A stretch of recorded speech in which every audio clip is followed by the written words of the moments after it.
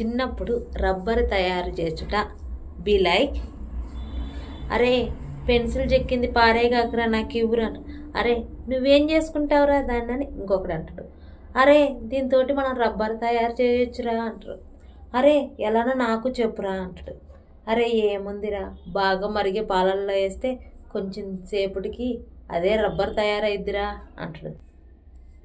అవునారా, నాకు ఇది తెలియదురా, నిజంగా ఇప్పుడు దాకా ఎంత చెక్కింది పారేసినారా, ఈ విషయం కానీ తెలుసుంటే దాచుకొని ఉండేదాన్నిరా అని అంటాడు.